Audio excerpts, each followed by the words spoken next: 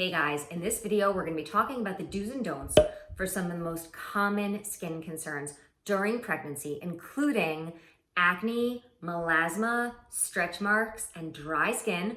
But we'll even tackle things like using a self-tanner, can you inject Botox, and we'll just dive right in. So for those of you who don't know me, I'm Dr. Whitney Bowe. I'm a board certified dermatologist based in New York, and I'm also a mom. It took me 7 years to have my daughter. She's my miracle baby, but I know both personally and professionally what it's like to suddenly re-examine every single thing that you're putting on your skin.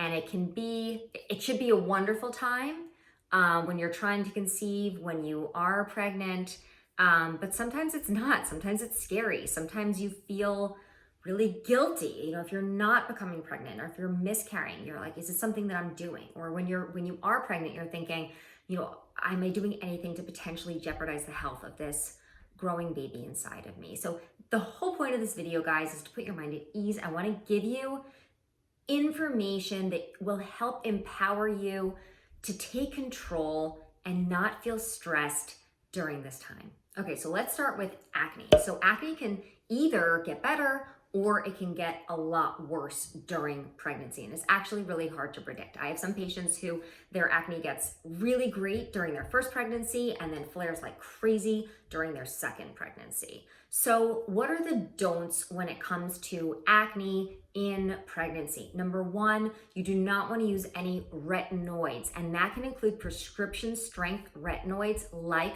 tretinoin, Tazorac, Retin-A, but it also includes over-the-counter retinoids like Differin or products that have the word retinol. Okay, so that's number one. Number two, you don't want to use antibiotics like doxycycline, tetracycline, or minocycline. You also don't want to use a pill called spironolactone, which might be prescribed by your dermatologist for hormonal acne. It's not safe to continue that during pregnancy or when you're actively trying to conceive.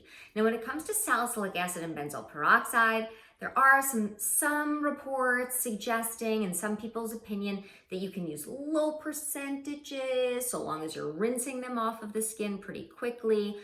I'm a lumper, not a splitter, so I would say just avoid those ingredients during pregnancy. Better safe than sorry. Okay, so Dr. Bowe, what can I use during pregnancy if I have acne?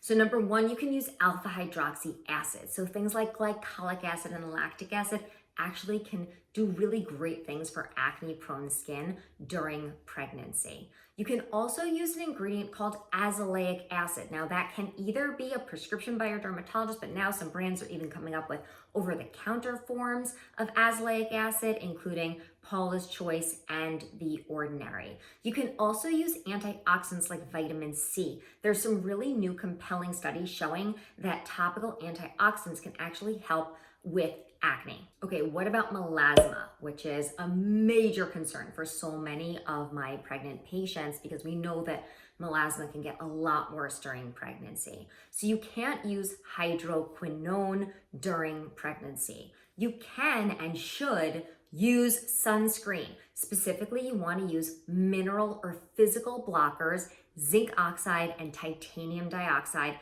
And you can use, again, a vitamin C serum, which is actually excellent for inhibiting the production of melanin and helping to protect your skin against hyperpigmentation and melasma during pregnancy. Okay, next, what about stretch marks? Everybody's so afraid of stretch marks during pregnancy. I get it. Unfortunately, there's not that much that we can do when it comes to stretch marks. A lot of the factors that determine whether you're going to get stretch marks or not have to do with your genetics. Like, did your mother, your sister, your grandmother, did they get stretch marks? And also how rapidly you're gaining weight. But what can you do as far as applying something topically? Now, a lot of people ask me about retinoids and stretch marks. Yes, there is some compelling evidence showing that rubbing a retinoid on your stretch marks can actually make them look better, but it's not okay to do that during pregnancy. So you have to wait, ideally until after you're nursing, before you use a retinoid on your stretch marks. There's also lasers that we can use in the office, for stretch marks after you've delivered. So it's something you can ask your derm about. But what can you use during pregnancy? So, a lot of there's no solid evidence behind this, guys, but I have noticed in my patients that when you keep the area really moisturized, especially with things like, shea butter, cocoa butter oils, it can help, especially if you apply those moisturizers periodically, like 2 or 3 times throughout the day.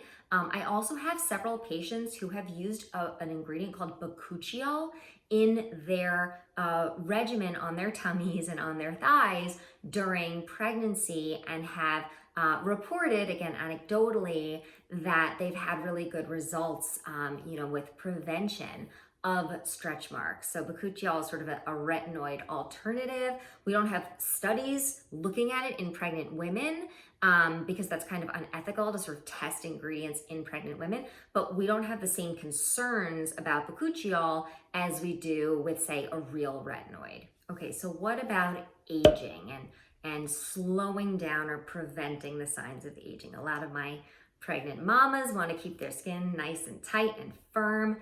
So you can't use retinoids, right? I'm also not a big fan of using growth factors in skincare during pregnancy, but you can use alpha hydroxy acids, glycolic acid and lactic acid. You can use a vitamin C serum. You can use peptides. Those are great. And a lot of my pregnant patients also have dry skin, which we'll talk about in a minute.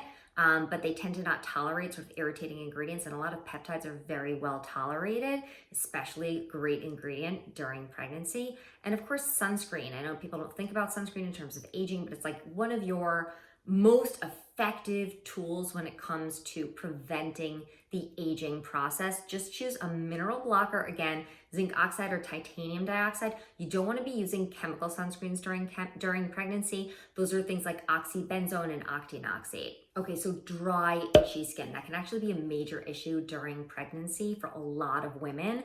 If you want to go all natural, natural's not always better for the skin, but if you really want to go all natural, you can use coconut oil or shea butter.